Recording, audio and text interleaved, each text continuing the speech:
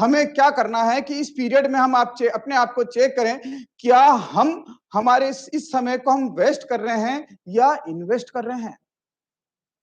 अगर आप अनजाने अनजाने में इस समय को वेस्ट कर रहे हैं, तो दोस्तों मेरा ये आपसे सुझाव है, आपसे ये रिक्वेस्ट है कि आप अपने इस समय को इन्वेस्ट करें। हो सकता है कि भी अभी आप जो नई आदतें जो भी बनाएंगे उसका तुरंत आपको रिजल्ट सामने नजर नहीं आएगा, लेकिन कहते हैं कि जब हम एक पेड़ लगाते हैं तो पेड़ को जब पानी, खाद, बीज सारी चीजें जब हम डालते हैं, खाद बीज डालने के बाद में 1 साल, 2 साल, 3 साल, 4 साल बाद में उस पेड़ के फल आते हैं। इसी तरीके से इन आदतों का भी रिजल्ट आपको बाद में मिलना शुरू होगा। तो हमें आदतें आदतें पे काम करें। कहीं ऐसा ना हो कि यार कि मेरा अड़ोसी नहीं कर रहा, मेरा पड़ोसी नहीं कर रहा, मेरे मिलने जुलने वाले ये नहीं कर रहे हैं, तो यार मैं क्यों चेंज करूं। दोस्तों आदतों को अपने चेंज करने पे काम करो इस समय, क्योंकि कामयाबी उसी से मिलनी है। कहते हुए ना कि मैं एक छोटी सी आदतों के ऊपर एक कहानी सुनाना चाहता हूं कि एक शहर के अंदर एक नगर सेठ था। नगर सेठ के एक बच्चा था। वो बच्चा जैसे जैसे बड़ा हो रहा था तो बुरी संगत में जा रहा था। उसकी आदतें अच्छी नहीं हो रही थी, वो बुरी संगत में जा रहा था। सेठ जब भी उस बच्चे को समझाता तो बच्चा एक ही बात बोलता है कि पापा, ये दिन मेरे खाने, खेलने, कूदने के दिन है। जब मैं बड़ा होऊंगा तो मैं अपने आप मेरी आदतों को मैं उसी तरह से सुधार लूंगा। अभी मेरे खेलने, खाने, कूदने के दिन है। सेठ लेकिन बड़ा चिंतित था। संयोग से उस शहर में एक महात्मा आते हैं। सेठ उस महात्मा जी से मिलते हैं और महात्मा जी से मिलकर उनको अपनी समस्या बताते हैं कि मेरे बच्चे में इस तरह की आदतें आ रही है, क्या करूं। महात्मा बोलते हैं कि कल बच्चे को इस जगह पे, जब तुम मॉर्निंग वॉक पे आओ तो कल आते वक्त इस गार्डन में बच्चे को लेके आ जाना। सेठ उस बच्चे को वहां लेके जाते हैं साथ में। वहां महात्मा पहले से ही रहते हैं।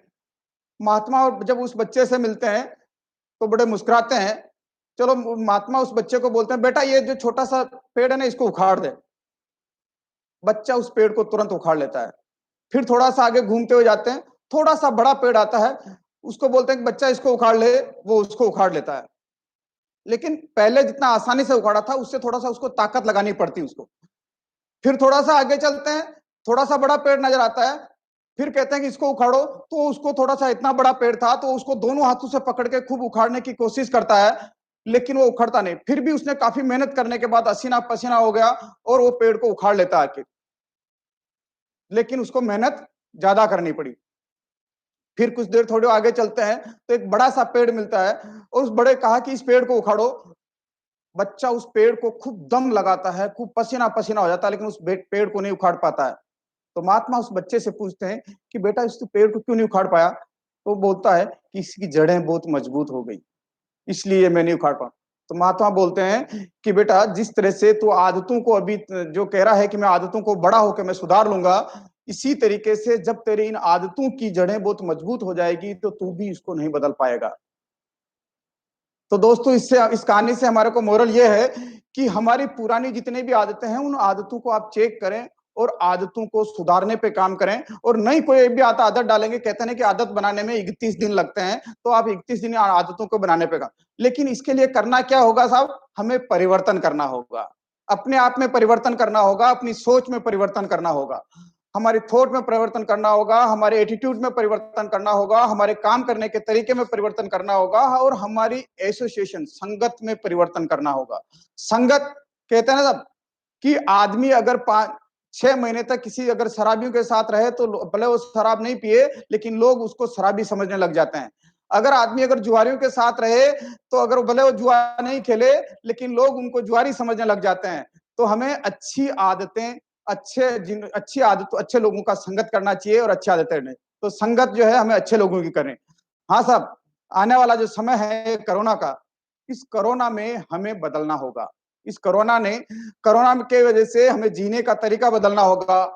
आज लॉकडाउन खुल भी जाता है, मार्केट खुल भी जाते हैं, तो हमें सोशल डिस्टेंस का ध्यान रखना होगा, मास्क लगा के निकलना होगा। तो हमें जीने का तरीका बदलना पड़ेगा, खान पान का तरीका बदलना पड़ेगा। आज जैसे पहले हम जाते मार्केट में थड़ी पे या कहीं पे भी पानी पता से बेल चाट या कुछ भी चीजें खा लेते थे, अब आप हर जगह खाने से पहले सोचोगे कहीं मैं कोरोना तो नहीं ला रहा हूं खाने से पहले। तो हमें ये जीने का तरीका, खान पान का तरीका हमें बदलना पड़ेगा।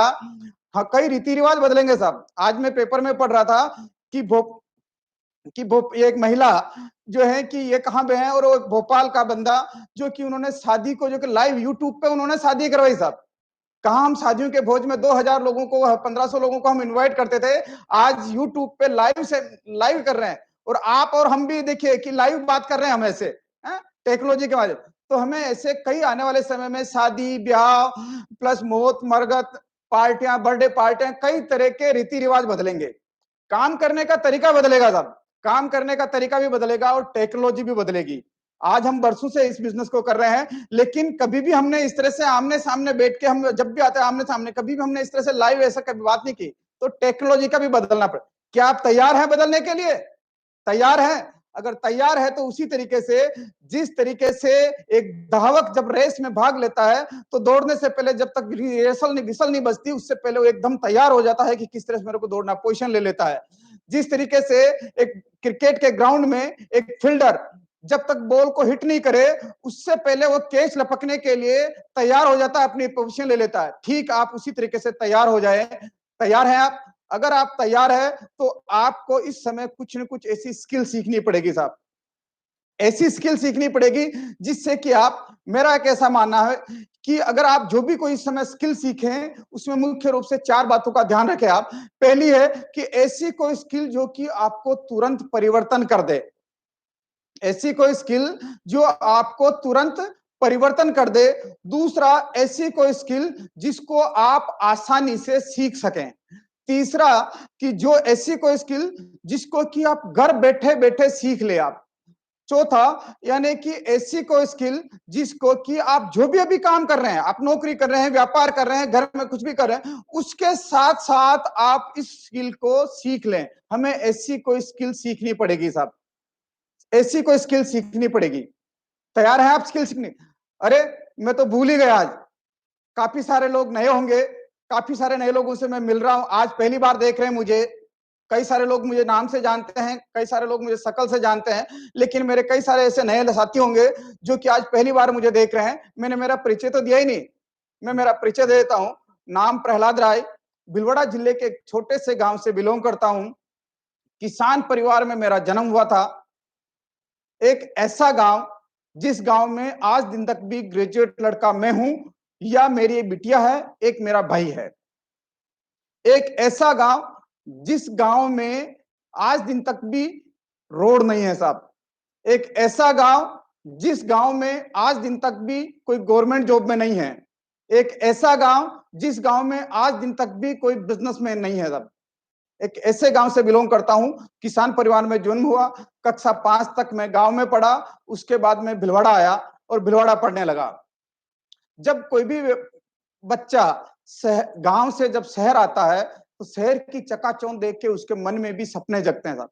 जी हाँ, ऐसे मन में सपने जगते हैं, और मेरे भी इसी तरह के सपने जगे मन कि मेरे भी एक अच्छा सा मकान हो, मेरे भी अच्छी सी गाड़ी हो, मैं मेरे बच्चों को अच्छी पढ़ाई पढ़ा सकूं, इस तरह के मेरे सपने जगे।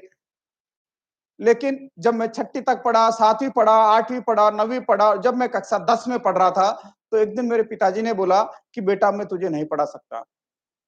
मेरी उनसे पूछने की हिम्मत नहीं हुई, क्यों? लेकिन बाद में पता चला कि उनकी फिजिकल फिटनेस की वजह से उनको नौकरी से निकाल दिया। परिवार में सबसे बड़ा मैं था, परिवार का जिम्मा मेरे पर आ गया। मैं कपड़े की फैक्ट्री में कपड़ा काटने का काम करने लगा था। कपड़े को समेटना और ये करने का काम करने लगा। इस तरीके से मैं काम करता रहा। धीरे-धीरे काम करते, लेकिन पढ़ने की इच्छा थी, क्योंकि सपना वो था कि पढ़ लिख के बड़ा आदमी बनना है, पढ़ लिख के सरकारी नौकरी लगनी है। तो मैं 10वीं के बाद में 11th मैंने प्राइवेट पढ़ा, फर्स्ट ईयर मैंने प्राइवेट किया, सेकंड ईयर मैंने प्राइवेट किया, और जब सेकंड ईयर प्राइवेट करने के बाद थर्ड ईयर में प्राइवेट किया, और जब थर्ड ईयर प्राइवेट करने के बाद मैं एक दिन पेपर पढ़ रहा था, तो पेपर में एक लाइब्रेरियन डिप्लोमा की एक निकला था पर एडमिशन के लिए। मैंने वो वहां फॉर्म भरा और मेरा लाइब्रेरियन में सिलेक्शन हो गया। मैंने लाइब्रेरियन का डिप्लोमा किया, और लाइब्रेरियन का डिप्लोमा करके मैं वापस आया, और वापस आने के बाद में जिस फैक्ट्री में मैं काम कर रहा था, उन सेठ जी के पास गया कि सर मेरा लाइब्रेरियन का डिप्लोमा पूरा हो गया और मुझे वापस काम करना है, नौकरी करनी है। तो उन्होंने मेरे से एक बात पूछी कि प्रहलाद तेरी ग्रेजुएशन भी कंप्लीट हो गई, अब तू बता कि वापस कैंची पकड़ेगा या कलम? कैंची यानी कि कपड़ा काटने का काम करेगा, या अकाउंटेंट, तेरी ग्रेजुएशन भी हो गई तो तू अकाउंटिंग का काम करेगा? तो मैंने कहा कि न तो मुझे कैंची पकड़नी है और ना मुझे कलम पकड़ना है, तो फिर क्या करेगा? तो मैंने कहा मुझे मार्केटिंग मार्केटिंग में लगना है। तो उन्होंने कहा कि मार्केटिंग में, जहां तू अभी पहले 3,000 4,000 रुपए तेरे को तनख्वाह मिलती है और तू मार्केटिंग में जाएगा, तेरे को 800 900 रुपए में फ्रेश है हमारे लिए। तू तू तेरे को मार्केटिंग का कोई नॉलेज नहीं, तू मार्केटिंग में जीरो है। मार्केटिंग का कोई नॉलेज नहीं तेरे को, बोले कपड़ा काटने का नॉलेज है, कपड़े के प्रोसेस चेकिंग करने का नॉलेज है, सावटने का नॉलेज है, लेकिन मार्केटिंग के लिए तू जीरो है। तो मार्केटिंग के लिए तेरे को अगर मार्केटिंग में लगता है तो 800 से 900 रुपए मिलेंगे। मैंने उनसे एक ही बात कही, अगर मेरे में कुव्वत होगी और मेरे में अगर एबिलिटी होगी, मेरे में क्वालिटी होगी, तो मैं तनख्वाह में बढ़वा लूंगा, आप मुझे मार्केटिंग में लगना। और मार्केटिंग में मेरे को ये सोच क्यों आई, इसके पीछे जब मैं अभी देखता हूं, तो जिस समय मैं कॉलेज वहां लाइब्रेरियन का डिप्लोमा कर रहा था, तो एक बुजुर्ग से प्रिंसिपल थे। प्रिंसिपल साहब ने एक बात बोली कि कोई भी व्यक्ति 35 से 40 साल की एज तक ही कोई नया काम करने की रिस्क ले सकता है साहब। 40 साल की एज के बाद में वो नया काम, किसी भी नए काम में हाथ नहीं डाल सकता। क्यों? कि 40 साल से की एज के बाद में उसकी सोशल लायबिलिटी भी बढ़ जाती है, उसके खर्चे बढ़ जाते हैं और उसके वर्किंग एफिशिएंसी कम हो जाती है। मैंने कहा ऐसा कर, तो कहा साहब कि 35-40 साल के एज के बाद में अगर उसके परिवार में, घर में माता पिता अगर बुजुर्ग हैं, बुजुर्ग हो जाते हैं, तो वो समाज में आ नहीं जा सकते हैं, तो अब समाज में भी उसको आना जाना पड़ेगा। उसके शादी हो जाती, बच्चे हो जाते हैं, बच्चों को स्कूल में पढ़ाना होता है, कई तरह के माँ बाप के हॉस्पिटल के खर्चे हो जाते हैं, बीमारी के, तो दिन भर दिन उसके खर्चे बढ़ते जाते हैं। और प्लस टेंशन की वजह से जैसे जैसे एज फैक्टर आता है, एज फैक्टर की वजह से कार्य करने की क्षमता कम हो जाती है, खर्चे। तो 40-45 साल की एज के बाद में, 40 साल की एज के बाद में व्यक्ति काम नहीं करता, व्यक्ति की ब्रांड इमेज काम करती साहब। तो मैंने कहा कि यार मैं ग्रेडिंग में, जहां मैं कपड़ा काटने काम कर रहा था, मुझे इसमें ऐसा कोई स्कोप नहीं लग रहा था। फिर मैंने कहा अगर मैं अकाउंटिंग का काम करूंगा, तो मैं देखता था कि जो अकाउंटिंग वाले लोग अधिकांश से चिड़चिड़ा हुआ करते हैं, किसी को कुछ बात कुछ बोलो, वो आंखें भुआ चढ़ा के बात करते थे। तो मैंने कहा यार अकाउंटिंग का काम ही नहीं करना। मैंने हमेशा हंसते खुशते खेलते हुए देखा मार्केटिंग वालों को, तो मैंने कहा यार मैं मार्केटिंग में काम करूंगा, और मैंने मार्केटिंग में काम करना शुरू किया। मार्केटिंग में मैंने 900 रुपए से काम करना शुरू किया। 900 रुपए से लगा, 1 महीना काम किया, 2 महीने काम किया, तीसरे महीने मैंने सेठ जी के सामने जाके खड़ा हो गया, साहब मेरी तनख्वाह बढ़ाओ। ऐसे करते करते 92 तक मेरी सैलरी हो गई थी साहब 4200 रुपए। उस जिस समय 92 में 4200 रुपए हुई, उसी समय मैंने जो लाइब्रेरियन का डिप्लोमा करके आया, उससे मेरे पास एक इंटरव्यू के लिए कॉल लेटर आता था, संस्कृत विद्यापीठ जयपुर। जी हाँ साहब, संस्कृत विद्यापीठ जयपुर से कॉल आता है कि साहब आपके पास इतनी तारीख को आके, लगभग मुझे याद है कि 14 जुलाई के आस 14 जुलाई थी से 14 जुलाई को मेरा वहां 14 जुलाई 1992 को संस्कृत विद्यापीठ जयपुर में आके मेरा इंटरव्यू था। वहां इंटरव्यू के लिए अब मेरे सामने दो तरह था कि मैं सरकारी नौकरी चुनूं या जो प्राइवेट सेक्टर में मार्केटिंग में जो मैं काम कर रहा था मैं उसको चुनूं। मैंने देखा कि जो 90 के आसपास के जो थर्ड ग्रेड के टीचर मेरे कुछ मिलने वाले जो मेरे क्लासमेट थे वो लगे थे, उनकी सैलरी का पे स्केल था 6-6,500 रुपए। मैंने कहा यार 1990 में लगे, 6,500 में ही लगे, अभी तक भी इनकी सैलरी 6,500। मैंने कहा मैं 91 के अंदर मैं वापस मार्केटिंग में लगा, 2 साल के अंदर मेरी 900 रुपए से 4200 रुपए सैलरी हो गई, तो स्कोप कहां है? मैंने एक एनालिसिस किया, तो मैंने एनालिसिस करके ये पाया था, और मैं शुक्रगुजार हूं उस भगवान का, उस ईश्वर का, उस खुदा का, जिन्होंने मुझे यह मति दी कि प्राइवेट सेक्टर में ही काम करने का निर्णय लिया मैंने, सरकारी नौकरी को नहीं। क्योंकि उस समय मैंने यह निर्णय देखा कि सरकारी नौकरी में जो भी आपको पैसा मिलता है, आपकी डिग्री के हिसाब से पैसा मिलता है साहब। जी हाँ, आप कितने घंटे काम करते हैं, आपने कितनी एबिलिटी है, आप कितनी मेहनत से काम करते हैं, सिर्फ आपकी डिग्री के हिसाब से पैसा मिलता है। और प्राइवेट सेक्टर में पैसा मिलता है आपकी एबिलिटी के हिसाब से। वहां डिग्री नहीं देखी जाती, आप कितने घंटे काम करते हैं, कितने एबिलिटी से काम करते हैं, कितनी जिम्मेदारी से काम करते हैं, उसके हिसाब से पहले पैसा मिलता है। तो मैंने निर्णय लिया कि मैं सरकारी नौकरी नहीं करके मैं प्राइवेट नौकरी में ही काम करूंगा, और मैंने मार्केटिंग का काम किया। मार्केटिंग में मैं हेल्पर के रूप में से लगा, धीरे धीरे करते करते उस कंपनी में मैं मार्केटिंग मैनेजर बन गया। अब मार्केटिंग मैनेजर जब उस पोस्ट पे आया, तो मेरे लगा धीरे धीरे काम करता रहा, और उसी समय अगस्त 2000 में मेरे जीवन में यह आरसीएम बिजनेस आया। आरसीएम बिजनेस आया। आरसीएम बिजनेस जिनके माध्यम से मिला, मैं एक बार चाहूंगा आपको जोरदार ताली उनके लिए, मिस्टर बीडी करवा जी के लिए। बीडी करवा जी से मेरे को यह बिजनेस मिला और मैंने पहले महीने इस बिजनेस को ज्वाइन किया। और ज्वाइन करने के बाद जब मैंने पहले महीने कुछ काम किया और काम करने के बाद पहले महीने मेरे की इनकम आई 546 रुपए।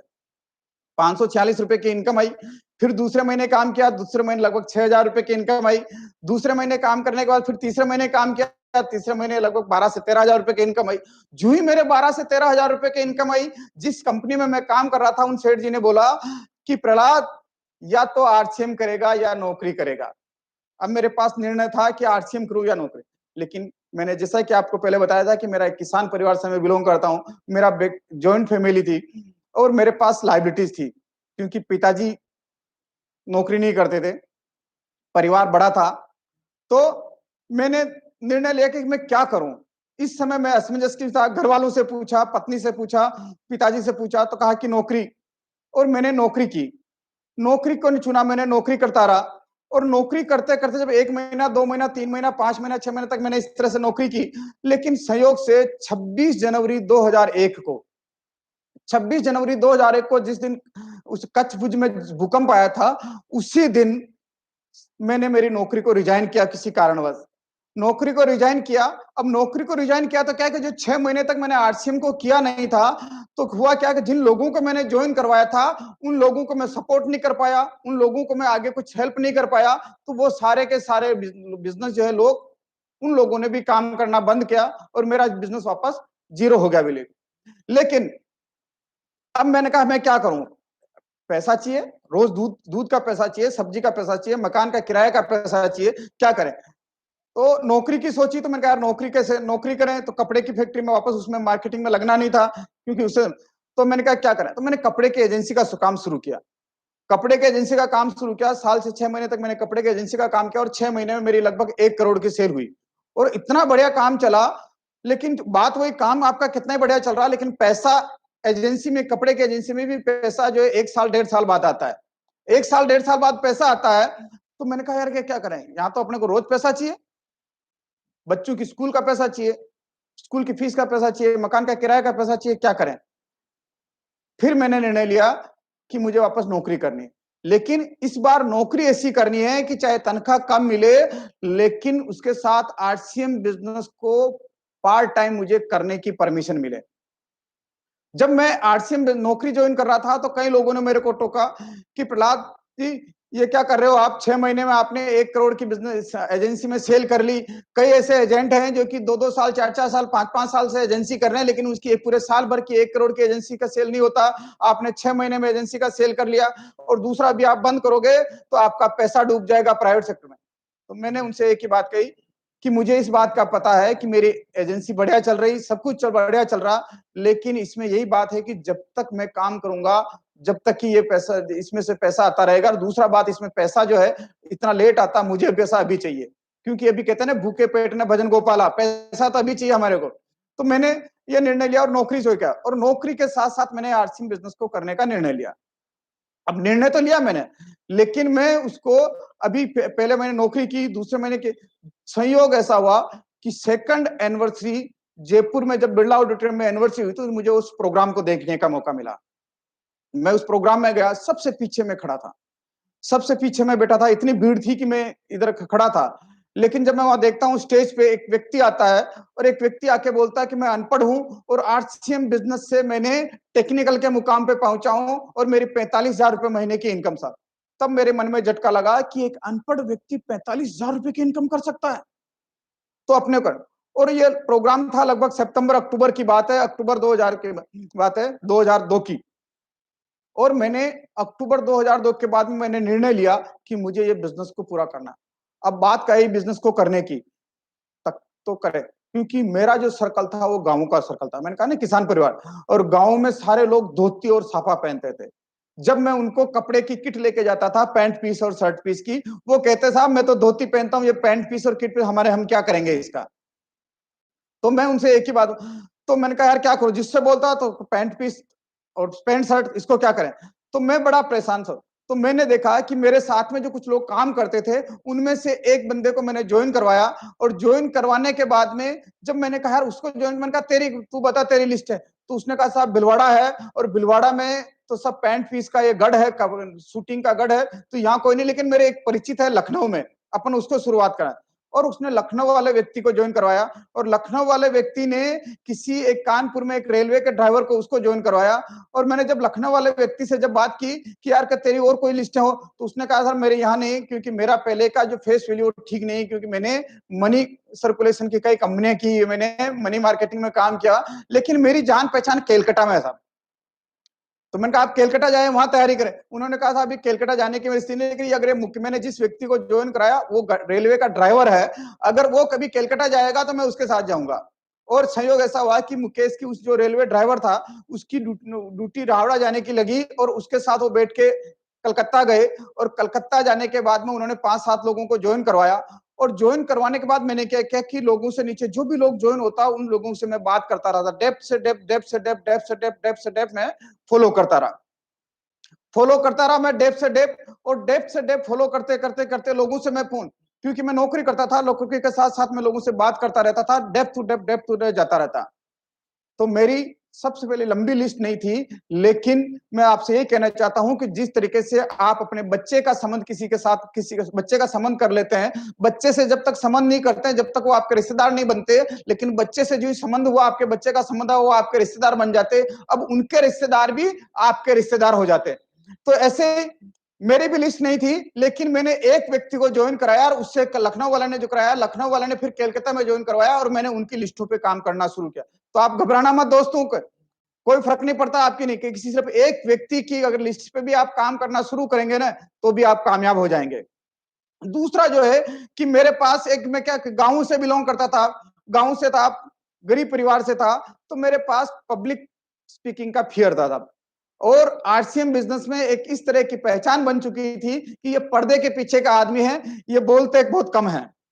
तो आज सबसे मैं आपसे गुजारिश करता हूं कि आज के प्रोग्राम में आप कमेंट्स करके बताएं कि मेरा बोलना कैसा कैसा मैं बोल रहा हूं। आप थोड़ा सा कमेंट्स दें और बात करें कि क्या मैं आपको सही कर रहा हूं, तो सही आपकी बात को मैं अपने कन्विंस कर पा रहा, नहीं कर पा रहा। और देखिए कि ये अपने आप को साबित करने, ये इस लॉकडाउन में मैंने अपने आप में बहुत परिवर्तन किया था।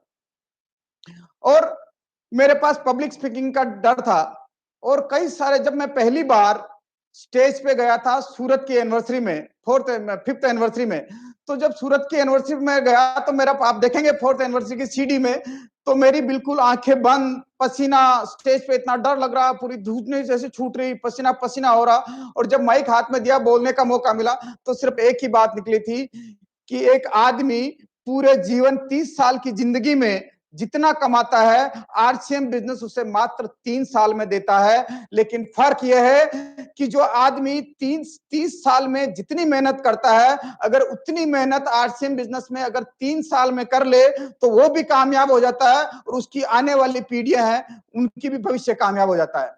तो दोस्तों, मैंने एक बार ये बात कह के, और मैं तुरंत आंखें बंद, डर रहा, डरा से नीचे।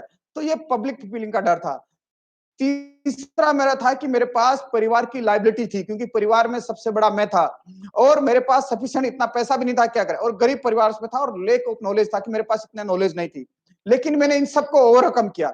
इसकी वजह क्या थी कि मैंने हमेशा पॉजिटिव एटीट्यूड रखा, मैंने हमेशा। और पॉजिटिव एटीट्यूड क्या साहब, जब मैंने लाइब्रेरियन का डिप्लोमा किया था, तो उस प्रिंसिपल साहब ने एक बात कही कि अगर आप अपना जीवन बदलना चाहते हो, तो अच्छी किताबों को अपना दोस्त बना लो। अगर आपके पास कामयाब लोग नहीं मिलते और उनकी संगत नहीं मिलती, तो आप किताबों को संगत बना लो। और 1990 के आसपास में पॉजिटिव, इस तरह से पॉजिटिव बुक्स के अंदर जो राइटर था हुआ करते थे, सिर्फ एक ही राइटर हुआ करता था, स्वेट मार्टन। और मैंने स्वेट मार्टन को खूब पढ़ा साहब।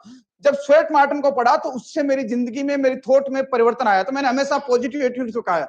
दूसरा, मेरे को फेथ था, मेरा कॉन्फिडेंस था, और कमिटमेंट के साथ मैंने निर्णय कर लिया था कि मुझे करना ही करना।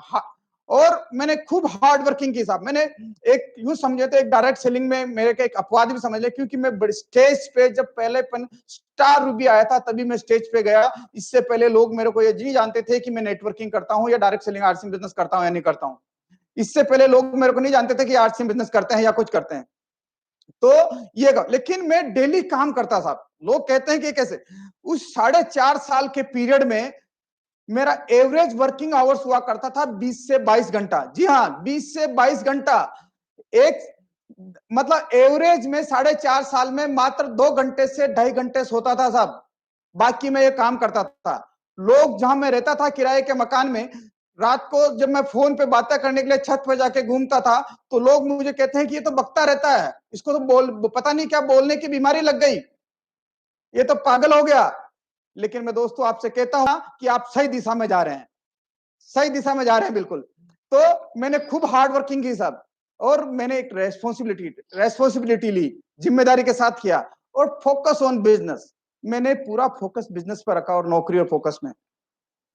मैं बहुत बहुत धन्यवाद देता हूं मेरी पत्नी को, और बहुत शुक्रगुजार हूं मेरी धर्म पत्नी का, जिन्होंने 4.5 साल तक मुझे परिवार का सारा, बच्चों की स्कूल में एडमिशन करवाना, बच्चों के कपड़े लाना, बच्चों की स्कूल फीस जमा करवाना, समाज के अंदर कोई भी कार्यक्रम हो रहा तो वहां उसको जाना, समाज में अगर किसी तरह की शादी ब्याह या कपड़े लत्ते ले जाने तो वहां उसको जाना, माता पिता को संभालना, सारा जिम्मा मेरी धर्म पत्नी ने संभाला है। तो वो अनपढ़, लेकिन मैं कहता हूं उसका बहुत बहुत शुक्रगुजार हूं, और मैं ईश्वर से आशा यही प्रार्थना करता हूं कि मुझे हर जन्म में मुझे ऐसी पत्नी मिले जिन्होंने मेरा कदम से कदम मेरा साथ दिया, और मैंने मेरा फोकस पूरा बिजनेस पे रखा। आपसे भी मैं ये कहता हूं कि आप अपने फोकस को पूरा बिजनेस पे रखिए। और मैंने लोगों के साथ बहुत अच्छे गुड रिलेशनशिप बनाने पे काम किया। सिर्फ मैं लोगों से संपर्क और संबंध बनाने पे काम किया, संबंध बनाता, उनसे अच्छे रिश्ते बनाता।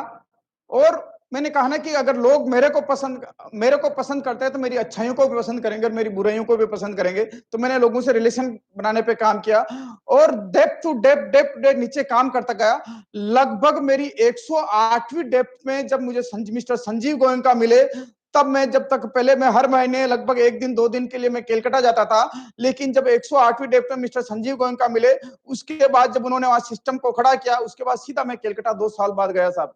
तो मैंने सिस्टम बिल्ड करने पे काम किया और डेडिकेशन पे काम किया, डेडिकेशन पे काम किया। आज मैंने ये इस तरह से पार्ट टाइम बिजनेस किया, और पार्ट टाइम में आप भी कर सकते हो। लेकिन मैंने मेरी जिंदगी को बदल दिया ये सब लेकिन क्या आप बदलना चाहते हैं? मैंने मेरे सपने के, जैसे मैंने फाइनेंशियल सिक्योरिटी हो गई। मेरा सपना था कि कार, तो मैंने मेरी कार ले ली। मेरा पहले गांव में घर था, कच्चा मकान था, तो कच्चे से पक्का बना दिया। मेरे बच्चों को अभी मैं अच्छी अच्छी अच्छी स्कूल में पढ़ा पा रहा हूं। अब मेरी लाइफ और वर्किंग के दोनों को मैं बैलेंस कर पा रहा हूं। आप भी चाहते हैं? अगर आप भी बनाना चाहते हैं तो होता क्या है, कहते हैं ना, एक इच्छा कुछ नहीं बदलती। इच्छाएं, लोग, मेरी भी इच्छाएं बहुत थी, सब कुछ था, लेकिन एक इच्छा कुछ नहीं बदलती, एक निर्णय कुछ बदलता है।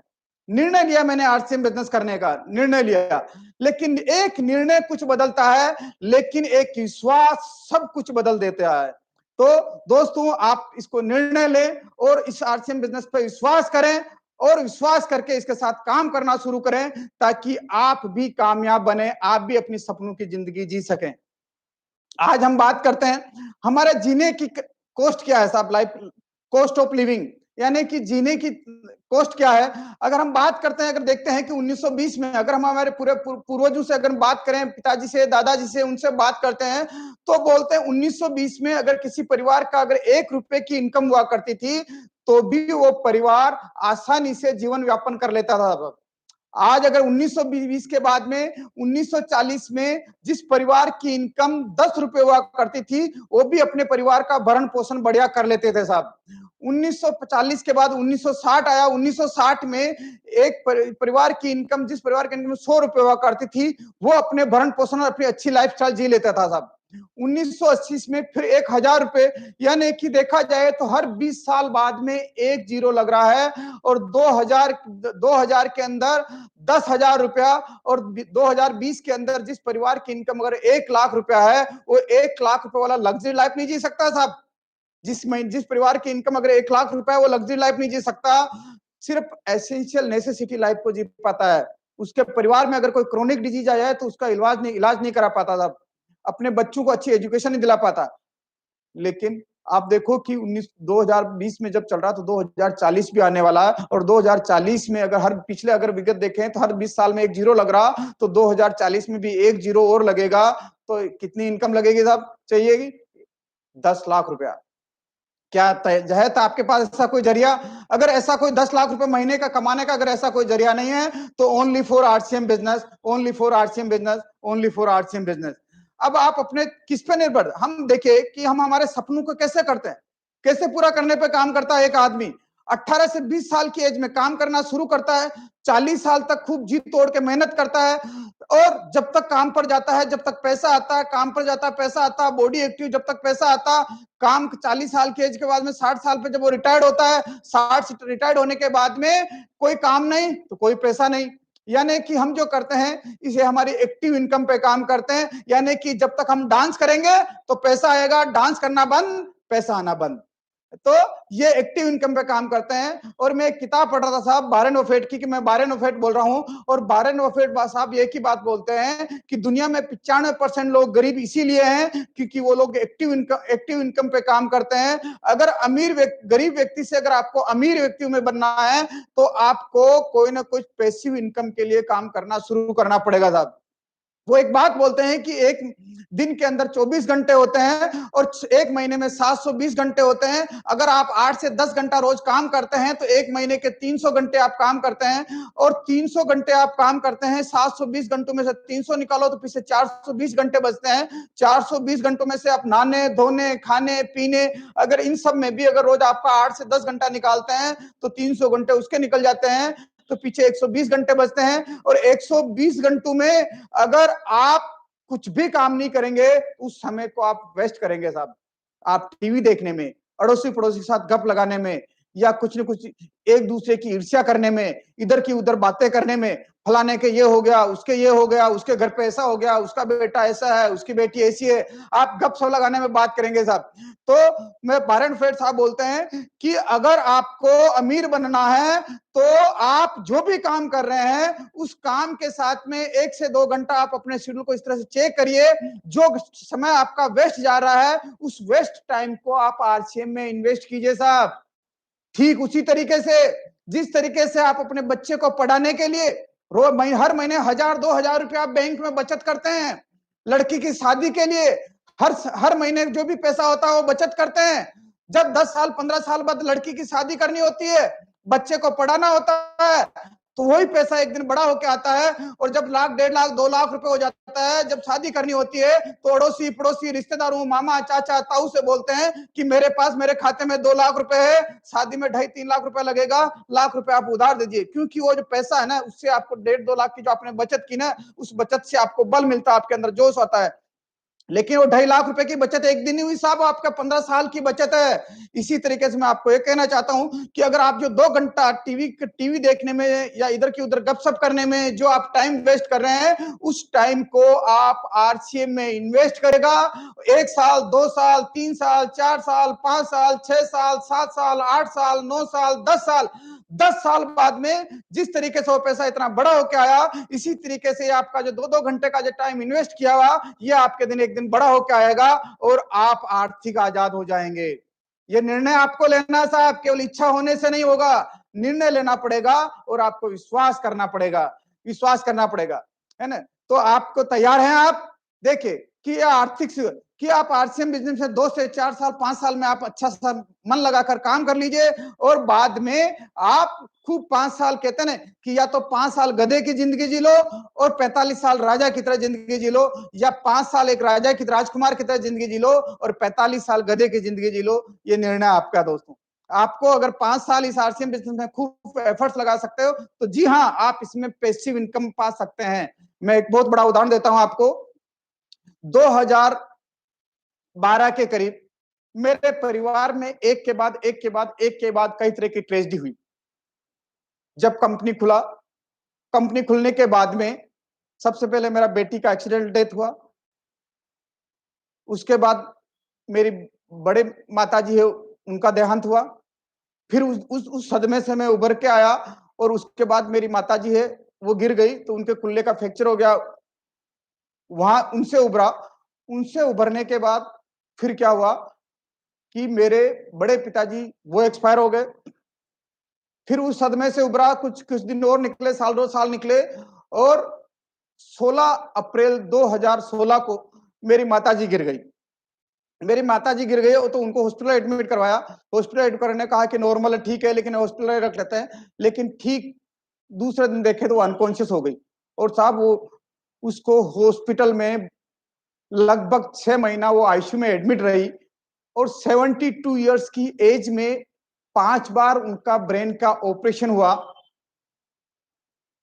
उस समय आप जरा कल्पना करें कि मैं 4 से 5 साल तक मैं आरसीएम बिजनेस में कोई एक्टिव रूप से मैं एक्टिव नहीं रह सका, फील्ड में नहीं निकल सका, कुछ नहीं कर पा सका। लेकिन ये शुक्रगुजार हूं उस परमात्मा का, जिस समय उन्होंने मेरे को ये निर्णय, ये मति दी कि मैं आरसीएम बिजनेस को करूं, और इसको ज्वाइन करके इसमें काम किया। और जब मैंने ये इस पे देखा कि उस 5 साल तक मुझे हर महीने आरसीएम से पैसा आ रहा था। अब मैंने अपने आप को रियलाइज किया, देखा कि अगर चाहे मेरा कितना भी बड़ा शोरूम होता, अगर मैं 5 साल तक उस शोरूम के शटर को अगर मैं ऊपर नीचे नहीं करता, तो क्या मेरे इनकम आती? जी हाँ, कोई इनकम आती? आप जवाब दिए, मैं देख नहीं आती साहब।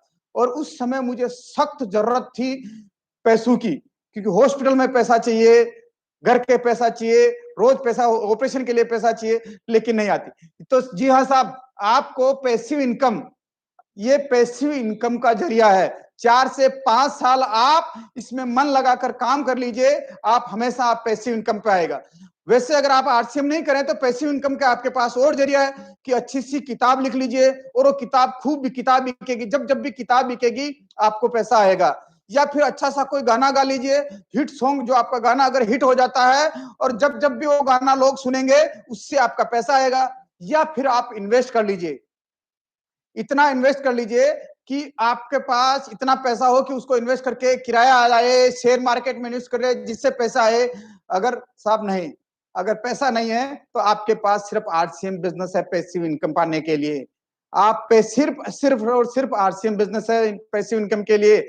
और मैं एक आंकड़ा देखा था मैंने कि भारत के अंदर अनएम्प्लॉयमेंट यानी कि बेरोजगारी इतनी है, और उस बेरोजगारी में सबसे ज्यादा बेरोजगार है साहब पढ़े लिखे लोग। क्योंकि जब व्यक्ति, कहते हैं ना कि जब व्यक्ति पढ़ जाता है तो न तो घर का रहता है और न घाट का रहता है, कहते हैं धोबी का कुत्ता, न घर का और न घाट का। इसी तरीके से पढ़े हुए लोग न तो खेती को कर पाते हैं और न कोई काम कर पाते कम ठाने। उनका होता है कि साला मैं तो साहब बन गया, मेरे को इनको नौकरी चाहिए मुझे, और नौकरियां है नहीं साहब। ये देखिए कि प्रकृति की कितनी बड़ी देन है। प्रकृति देखिए कि कितना अपने आप को, आप यूं देखें कि कितना इस तरह से प्रकृति का देन है कि पहले व्यक्ति पढ़ लिख कर गांव से शहर की तरफ गया और शहर में आके नौकरियां धंधा करने लगा। इस कोरोना ने लोगों को शहरों से वापस गांव भेज दिया, और आज वो शहरों से अपने जाके, अब मैं देख रहा था आज पेपर में कि लोग साहब कोई तरबूजे की खेती कर रहा है इस गांव में जाके, कोई खेती ऑर्गेनिक खेती पे काम कर रहा है, कोई किस पे काम कर रहा है ना। तो देखिए कि आपको जो है कि अपने पास स्किल जो है कि हमें अनएम्प्लॉयमेंट है, और इस समय सबसे बढ़िया मौका है साहब। लोगों के पता नहीं, लोगों के मन में जितने बेरोजगार लोग बैठे हुए हैं, आने वाले समय में भारत के अंदर 13 से 14 करोड़ लोगों की नौकरियां जाएगी। 13 से 14 करोड़ लोगों की नौकरियां जाएगी, वो सारे के सारे आपके बिजनेस में आएंगे। जो भी आज नए लोग हैं उन्होंने आज निर्णय लिया आने का, क्योंकि वो पॉजिटिव सोच रहे हैं। और बाकी अब इस लॉकडाउन के दौरान में लोगों के ग्रे क्लेश, लोगों को नींद नहीं आ रही, लोगों को चिंता हो रही, क्या करूं क्या नहीं करूं। लेकिन आपके पास ये मौका है, क्योंकि आरसीएम बिजनेस आप करोगे तो आप हमेशा अच्छा सोचोगे, अच्छा बोलोगे, अच्छा दिखोगे आप। तो आप ये करो। और साहब देखिए कि जैसा कि अभी मुकेश जी बता रहे थे ना, वो बोतल की छेद में बहुत है। और इसी तरीके से जब पैसा आने का आपके पास सिर्फ एक ही तरीका है, जाने के आपके पास कई तरीके हैं, छेद इतने हैं तो बोतल आपकी बढ़ती नहीं, आपका मटका बढ़ता नहीं। तो अगर मटके को भरना है, आप कितनी भी मेहनत करें, कितना भी कुछ करें, उसके छेद इतने हैं। अगर आपको अमीर अमीर बनना है तो उसमें आवक को भी बढ़ाना पड़ेगा। तो आप निर्णय ले, आज आरसीएम बिजनेस करने का साहब निर्णय ले, है ना। अब बात करें, कुछ नए साथी भी हो गए साहब, तो मैं क्या, देखिए कि कोई भी कंपनी अगर प्रोडक्ट बनाती है, ट्रेडिशनल बिजनेस में क्या होता है, कोई भी कंपनी प्रोडक्ट बनाती है और प्रोडक्ट बनाने के बाद वो एक C&F एजेंट नियुक्त करती है। C&F एजेंट एक डिस्ट्रीब्यूटर को नियुक्त करता है, डिस्ट्रीब्यूटर से एक होलसेलर माल लेके जाता है, होलसेलर से एक रिटेलर लेके जाता है। लेकिन जब रिटेलर माल लेके जाता है तो रिटेलर एक बात कहता है कि कौन से प्रोडक्ट का एडवर्टाइजमेंट आ रहा, उससे ग्राहक कौन से एड को देख के कौन सा प्रोडक्ट मांग रहे हैं, वो उसी प्रोडक्ट को लेके आता है। तो रिटेलर जब लेने जाता है तो कहता साहब एड करो, देन एडवर्टाइजमेंट आता है उस प्रोडक्ट का, एडवर्टाइजमेंट होने के बाद में वो प्रोडक्ट आपके पास पहुंचता है साहब। लेकिन आरसीएम बिजनेस क्या है, आरसीएम बिजनेस कंपनी से सीधा पैसा आपके पास आता सा प्रोडक्ट, जो बीच का मिडल मैन का जो पैसा है, वो मिडल मैन का पैसा आपको मिलता है। इसको अच्छी तरीके से प्लान को समझने के लिए आज आपको जिन्होंने भी, आप शुक्रगुजार करो उनका जिन्होंने कि आज आपको इस मीटिंग में देखने के लिए आपको इन्वाइट किया, और जिन्होंने आपको आज बुलाया है उनके साथ मिलके, उनके साथ बात करके, उनके साथ आप वीडियो कॉल से बात करके उनको बोलेगा साहब पूरा प्लान समझिएगा उनसे साहब, ये कि किस तरह से इसमें पैसा आता है, या किस तरीके से मैं कंपनी से मैं सीधा जुड़ूं, बीच में मिडल मैन को मैं हटा दूं, कंपनी से सीधा जुड़ने के लिए जिन्होंने भी आज आपको इन्वाइट किया है उनसे जरूर वीडियो कॉल पे बात करिएगा, और आप उनका खूब शुक्रगुजार मानिए। परमात्मा ने आपको आज चुना है साहब इस बिजनेस के लिए।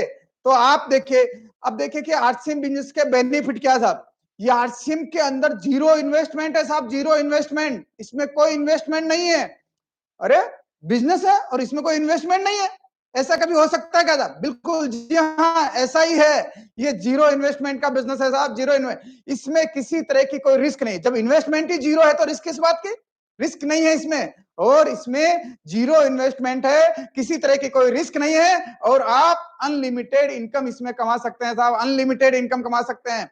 और ये परिवार यानी कि बाकी के सारे बिजनेस में आप परिवार के साथ नहीं कर सकते हैं, लेकिन इस बिजनेस को जितना आप परिवार के साथ करेंगे उतना बिजनेस आपका दिन दूना रात चौगुना बढ़ता जाएगा, फैमिली के साथ करेंगे तो देन ये बिजनेस ट्रांसफरेबल है साहब, ट्रांसफरेबल इन द सेंस आप देखते होंगे समाज में कई तरह की बातें सुनते होंगे कि फलाने सेठ ने बहुत बड़ा एम्पायर खड़ा किया, लेकिन उनकी डेथ होने के बाद उनका बच्चा उस बिजनेस को नहीं संभाल पाया और बिजनेस पूरा कोलैप्स हो गया, खत्म हो गया। जी हाँ साहब, क्यों कि उन्होंने जिन्होंने इस एम्पायर को खड़ा किया उनमें उस तरह का माइंडसेट था, उनमें उस तरह की स्किल थी, उसमें उन तरह का नॉलेज था। ये नॉलेज, ये स्किल, ये माइंडसेट उनकी संतान में नहीं होने की वजह से वो बिजनेस कोलैप्स हो गया साहब। लेकिन आरसीएम बिजनेस में ऐसा नहीं है साहब, आरसीएम बिजनेस में ये अगर हमारे जैसे कि मैं बोलता हूं अगर मेरी डेथ भी हो जाती है इसका मतलब नहीं है कि मेरा बिजनेस बंद हो जाएगा, क्यों कि मेरी डेथ हो गई, लेकिन इस तरह की हर तरह की सिस्टम जो यूनिक एजुकेशन सिस्टम है इसकी हर शहर में मीटिंग होती है, हर शहर में सेमिनार होता है, हर शहर में ट्रेनिंग होती है, पूरे भारत में इतने सारे पिकअप सेंटर खुले हुए हैं, बहुत सारे लोग हैं, तो क्या होगा कि यहाँ सिस्टम काम करता है साहब। वो ट्रेडिशनल बिजनेस व्यक्ति प्रधान बिजनेस होता है और ये आरसीएम बिजनेस सिस्टम प्रधान है। अगर मैं नहीं रहूंगा तो भी ये सिस्टम काम करेगा, ये बिजनेस साहब ट्रांसफरेबल। अगर मेरे बच्चे में उस तरह की स्किल या उस तरह की नहीं है, धीरे धीरे सीखेगा, सब कुछ हो जाएगा, लेकिन उसका बिजनेस कोलैप्स नहीं होगा साहब, बिजनेस बढ़ता जाएगा, क्योंकि जिन लोगों ने स्किल सीखी हुई है, जिन लोगों ने काम कर रहा था, सिस्टम काम करता है साहब, तो ये बिजनेस ट्रांसफरेबल है। और इसमें ऐसा कुछ भी नहीं है कि कोई अनपढ़ है। आप कोई भी मोबाइल का बिजनेस करते हो तो सबसे पहले मोबाइल कहां से खरीदना है, किस रेट में आता है, किस में बेचना है, किराना की दुकान पर अगर किराना का सामान करते हैं तो आपको उसका नॉलेज लेना पड़ता है। आप जो भी काम करते हैं साहब उसमें आपको उस धंधे की नॉलेज लेनी पड़ेगी, और इसमें धंधे की नॉलेज के लिए बिना अगर आप धंधा करोगे तो धंधा नहीं चलेगा साहब। लेकिन आरसीएम बिजनेस में कोई ऐसा एक्सपीरियंस की जरूरत नहीं है साहब। यहाँ आप जिस व्यक्ति के साथ ज्वाइन हो रहे हैं यहाँ सिस्टम सिखाता है, लोग सिखाते हैं, बाकी के बिजनेस में सिखाते नहीं। तो यहाँ इसमें एक्सपीरियंस के किसी तरह के एक्सपीरियंस की जरूरत नहीं है। और ये जी हाँ, ये पैसिव इनकम वाला बिजनेस, जिसे कि मैंने आपको पहले बताया कि पैसिव इनकम वाला बिजनेस है, और ये पार्ट टाइम का बिजनेस साहब। मैंने भी इस बिजनेस को 4.5 साल तक पार्ट टाइम किया साहब, 4.5 साल तक पार्ट। जिस समय मैं स्टार रूबी आया उसी समय मैंने इस बिजनेस को फुल टाइम करना शुरू किया साहब, और मैंने फुल टाइम करना शुरू किया। तो ये बिजनेस को आप पार्ट टाइम कर सकते हैं, जो भी काम कर रहे हैं आप, नौकरी कर रहे हैं, धंधा कर रहे हैं, व्यापार कर रहे हैं, कुछ भी कर रहे हैं, लेकिन उसमें से 1 से 1.5 घंटा नियमित 1 से 1.5 घंटा नियमित, जी हाँ साहब, रोजाना। ऐसा नहीं कि एक दिन किया फिर 6 दिन रुक गए फिर वापस 10 दिन बाद किया, नहीं साहब, नियमित रोज करना पड़ेगा साहब। ये उसी तरीके से जिस तरीके से एक ट्यूबरक्लोसिस के पेशेंट को लगातार 6 महीने तक रोज टेबलेट लेना पड़ता है, इसी तरह इस बिजनेस को भी कंसिस्टेंसी, आप नियमित 1 से 1.5 घंटा, ये बिजनेस साहब आपसे टाइम नहीं मांगता, ये बिजनेस सिर्फ आपसे प्रायोरिटी मांगता साहब। आप 1 से 1.5 घंटा इसको आप नियमित करते रहे। आने वाला जो समय देखिए कि इस कोरोना की वजह से देश में बहुत आर्थिक मंदी आएगी, पूरा टूरिज्म इंडस्ट्रीज पूरी की पूरी खत्म होने वाली है, कई तरह के उसमें लॉसेज है, एविएशन इंडस्ट्रीज में काफी लॉसेज हैं, प्लस आप देखें रिटेल इंडस्ट्रीज में, रेस्टोरेंट इंडस्ट्रीज में, रियल एस्टेट में, शेयर मार्केट में, राइड हीलिंग इंडस्ट्रीज में, स्टॉक मार्केट में, प्रोडक्शन इंडस्ट्रीज में, ऑटोमोबाइल इंडस्ट्रीज में, आपको देखिए कि कई तरह के जो ये सारी इंडस्ट्रीज में काफी सारी मंदी आने वाली है, कई तरह के बेरोजगार लोग होंगे। लेकिन आप देखिए आरसीएम का डिस्ट्रीब्यूटर को जब आप देखेंगे अभी, तो सबके चेहरे पे मुस्कान है साहब। जी हाँ, आप जितने भी लोग लाइव दे आ रहे होंगे, आपको लग रहा होगा सबके चेहरे पे मुस्कान, सबके चेहरों के ऊपर, ये है पावर है आरसीएम बिजनेस की। तो आप देखिए कि आरसीएम बिजनेस आपको एक छत के नीचे सब कुछ देता है साहब, निर्माता से उपभोक्ता का सीधा संबंध संपर्क देता साहब, इसमें विज्ञापन और वितरण की कोई नहीं है साहब, कम लागत होने, जैसे कि आपने मुकेश जी की वीडियो देखा होगा साहब, कम लागत इसमें, क्योंकि इसका मैन्युफैक्चरिंग प्रोडक्ट खुद कंपनी बनाती है साहब, तो इसकी लागत कम आती है, इसीलिए कम रेटों में इतना प्रोडक्ट, बढ़िया प्रोडक्ट दे सकता है साहब। और इसमें कोई भी प्रतिस्पर्धा नहीं है साहब, इसमें कोई आपके साथ में प्रतिस्पर्धात्मक नहीं है। यानी कि आप जब पहले मुकेश जी बता रहे थे ना कि प्रोडक्ट जो है कि जब आप मार्केट में हमारा डिस्ट्रीब्यूटर प्लान दिखाने जाता है तो ट्रेडिशनल मार्केट के प्रोडक्टों की तुलना करता है साहब, किसी डायरेक्ट सेलिंग की नहीं। यानी कि आरसीएम बिजनेस के सामने दुनिया की कोई डायरेक्ट सेलिंग ऐसी कंपटीटर में नहीं है साहब, नंबर 1 है आप साहब, नंबर 1 है के साथ जुड़ने में का प्लान कर रहे हैं साहब, प्रतिस्पर्धा का कोई भय नहीं है, नकली माल का कोई सावधान, कोई संदेह नहीं है, कोई ऐसे इसमें बिजनेस को करने के लिए कोई ऑफिस सेटअप इंफ्रास्ट्रक्चर ये ऐसा कुछ जरूरत नहीं है साहब, हर उपभोक्ता यानी कि हर आदमी इसको कर सकता है साहब।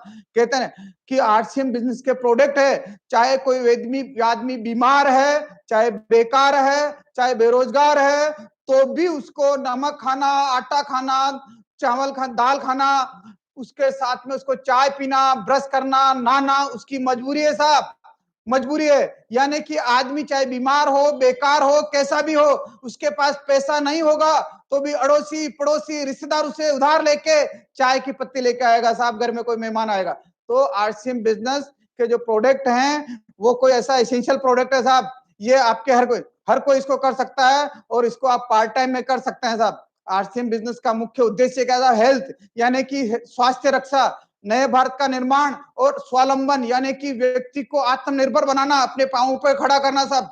और देखिए साहब इसमें, और founder member of IDSA, IDSA का ये फाउंडर मेंबर है साहब, और बहुत ही अट्रैक्टिव बिजनेस अपॉर्चुनिटी साहब, yes, zero zero investment business opportunity है साहब, ये अट्रैक्टिव बिजनेस अपॉर्चुनिटी है।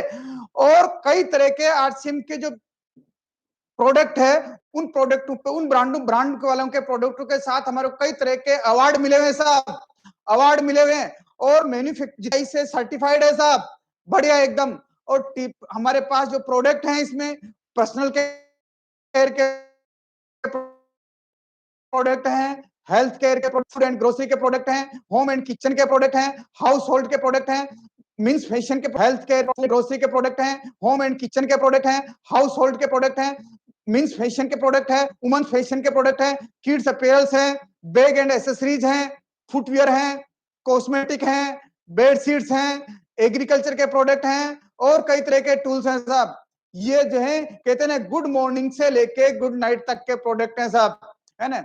टीसीजी का विजन क्या है कि देखिए कि डायरेक्ट सेलिंग की हिस्ट्री में बेस्ट प्लान है साहब, जनरेशन प्लान, सबसे ज्यादा पैसा। जो कि आपने एक वीडियो देखा होगा कि हमारे प्लान में लोग कहते हैं कि पैसा नहीं है, मुकेश जी का आपने वीडियो देखा होगा, तो बेस्ट प्लान है साहब, ये आरसीएम बिजनेस का जो प्लान है बेस्ट प्लान है। और लाइफ टाइम यानी कि टाइटल, यानी कि आपने जिस तरीके से आपका पिताजी का मकान है, पिताजी नहीं रहते, वो मकान आपके नाम पे ट्रांसफर हो जाता, आप नहीं रहते हैं, आपके बच्चे के नाम पे ट्रांसफर हो जाता साहब। ये बिजनेस ट्रांसफरेबल है, जनरेशन टू जनरेशन का बिजनेस है साहब, क्वालिटी इसके प्रोडक्ट जनरेशन प्लान है और जीरो इन्वेस्टमेंट है और सर्टिफिकेशन गारंटी आने की प्रोडक्ट कोई भी कंपनी के प्रोडक्ट अगर 19 साल 20 साल से कंपनी चल रही है, लोगों को एक दिन के लिए, एक महीने के लिए, 2 महीने के लिए, 1 साल के लिए, 2 साल के लिए लोगों को बेवकूफ बनाया जा सकता था, लेकिन 20 साल तक कोई लोग बेवकूफ नहीं बनेंगे। अगर प्रोडक्टों की अगर कंटिन्यूटी अगर डिमांड आ रही है, कंटिन्यूटी वापस रिपीट प्रोडक्ट खरीद रहे हैं, अच्छा है इसलिए खरीद रहे हैं साहब, तो सर्टिफिकेशन गारंटी है साहब। और ट्रेनिंग सिस्टम बाय यूएस, लोगों को डेवलप करने के लिए यूएस का ट्रेनिंग सिस्टम है साहब। आप किसी भी बैकग्राउंड से बिलोंग करते हो, कोई फर्क नहीं पड़ता, यूएस उसके जिम्मा लेता है। अगर आप चाहते हैं कि मुझे कामयाबी लेनी है तो आप यूएस जिम्मा लेना चाहता है। अगर आप निर्णय लेते हैं कि मुझे आरसीएम बिजनेस करना है तो सब मैं आपसे एक ही बात बोलता हूं कि अपनी दुकान खोलिए साहब। इस क्वारंटाइन टाइम में अपनी दुकान, हर हमारे जो प्रोडक्ट हैं लोगों को इम्यूनिटी पावर बढ़ाने के प्रोडक्ट हैं, शुद्ध प्रोडक्ट हैं साहब। अपनी दुकान खोलिए, अपनी दुकान अपने लिए और अपनों के लिए। इससे आपका क्या होगा कि आपके घर में 100% प्रोडक्ट का यूज होगा।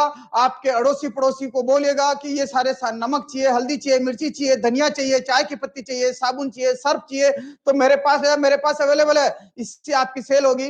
रोज 100 250 रुपए, 100 200 रुपए भी आपके पास अगर वो रिटेल प्रॉफिट और कमी आता है तो आपका रोज का साहब चाय का खर्चा निकलेगा, दूध का खर्चा निकलेगा, सब्जी का खर्चा निकलेगा साहब। क्वारंटाइन टाइम में आप अपनी दुकान खोलिए, अपने नियरेस्ट पिकअप सेंटर पे अपनी दुकान पे काम करिए साहब। डायमंड, आप जब अपनी दुकान पे काम करेंगे तो आपका डायमंड क्लब साहब ऑटोमेटिक होने लग जाएगा। और डायमंड क्लब होने लगता ना तो आप ये समझिए कि साहब दुनिया का ऐसा कोई बिजनेस नहीं है जिसमें 72% रिटर्न हो साहब। जी हाँ, 72%, मिनिमम 72% रिटर्न। आप देखिए कि अगर आप 10,000 रुपए पूंजी लगा के अगर डायमंड क्लब करते हैं, 5,000 बिजनेस वॉल्यूम करते हैं, तो एक महीने का अगर मेरे लोएस्ट से लोएस्ट आता तो 600 रुपए कमीशन आता साहब। और 600 रुपए कमीशन आता तो 72 7,200 रुपए, 10,000 का 7,200 रुपए आपको कमीशन आ रहा है। 72% रिटर्न किसी भी बिजनेस में नहीं साहब, 72% रिटर्न। और उसके साथ में रिटेल और एमआरपी और डीपी का डिफरेंस है। अगर आप एमआरपी पे बेचते हैं तो वो डिफरेंस और अलग है साहब। और मैंने मिनिमम पकड़ा 10% का, इससे अगर आप और बढ़ते जाएंगे तो कितना परसेंटेज करेंगे साहब? 200% तक जाएगा, 250%, 300% तक रिटर्न पे जाएगा साहब। तो इतना बढ़िया प्लान, शानदार प्लान है साहब। और आपको देखे कि आप जिन्होंने भी आपको इन्वाइट किया उनसे पूरा परफॉर्मेंस बोनस, रोयल्टी कैसे आती, टेक्निकल कैसे आता, सब उनसे आप समझ लिएगा कि कैसे इस बिजनेस में मेरे को इसका काम करना है। ये सारी चीजें आप उनसे समझिएगा। और मैं आपसे सिर्फ एक ही बात कहना चाहता हूं कि आपको साहब निर्णय लेना पड़ेगा, केवल इच्छा करने से नहीं होगा। और निर्णय के साथ साथ में जो भी निर्णय ले रहे हैं उस पर विश्वास करना होगा। अपने जीवन के उद्देश्य मान बनाओ साहब, अपने मिलने जुलने वाले लोगों को, रिश्तेदारों को, उनको ये बताओ साहब कि ये बिजनेस कैसे लोग, कैसे आप बड़ी इनकम कर सकते। ये दुनिया का यूनिक सिस्टम है साहब, यूनिक बिजनेस है दुनिया का, ये दुनिया का यूनिक बिजनेस है। और लास्ट में मैं आपसे सिर्फ एक ही बात कहना चाहता हूं, देखिए कि एक शहर में दो लोग रहते थे, दो भाई रहते थे। एक भाई शराबी था, उसके परिवार में हमेशा कलह रहता था, खूब मारपीट करता था वो, समाज में उसकी कोई इज्जत नहीं थी। और उसका दूसरा भाई उसी शहर का नामी ग्रामी बिजनेसमैन था, सफल बिजनेसमैन था।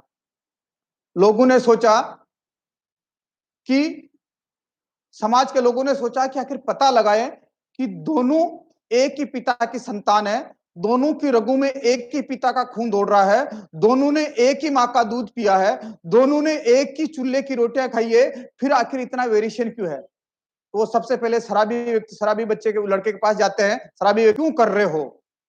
तो वो बोलता है कि मेरे पिता, जब मैं छोटा था तो मेरे पिता नशे की हालत में घर आते और घर आके वो खूब हमें मारते पीटते, घर में कलह करते, और कलह के साथ साथ कलह करते। तो आप मेरे से क्या उम्मीद लगाए? मैं मेरे पिता से इंस्पायर होके जब वही ऐसा करते थे तो मैं वैसा ही कर रहा हूं। वो जब उसका जवाब सुन लेते हैं तो दूसरे के पास जाते हैं और उससे पूछते हैं कि आप इस शहर के एक सफल बिजनेसमैन हैं, अच्छे नामी ग्रामी बिजनेस का मैन है, आपके पीछे इंस्पायरल क्या है? इसके पीछे क्या कारण है?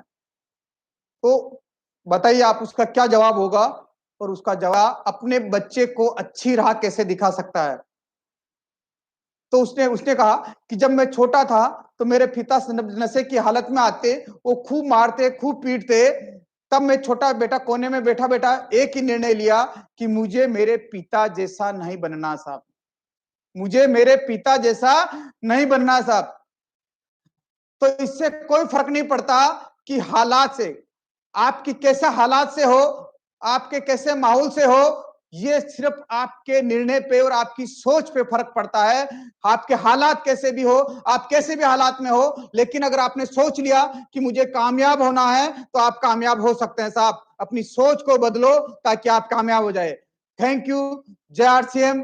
Thank you. आपका बहुत बहुत धन्यवाद। देखिए कि कल यूएस का जो प्रोग्राम इसी से 4 बजे जो लाइव होगा, एक ऐसे लीडर का होगा जिन्होंने अपने छोटे भाई को गुरु माना, अपने छोटे भाई को गुरु मानकर उसके सानिध्य में बिजनेस सीखा और इस बिजनेस के स्टार रूबी हैं और कोर लीडर हैं मिस्टर मंजीत सिंह। अपने जितने भी मिलने वाले लोग हैं उसको बुलाइए, उनको इनवाइट कीजिए, नए नए लोगों को इनवाइट कीजिए और इस यूएस के यूट्यूब चैनल को सब्सक्राइब करिए और ज्यादा से ज्यादा लोगों को इनवाइट कीजिए।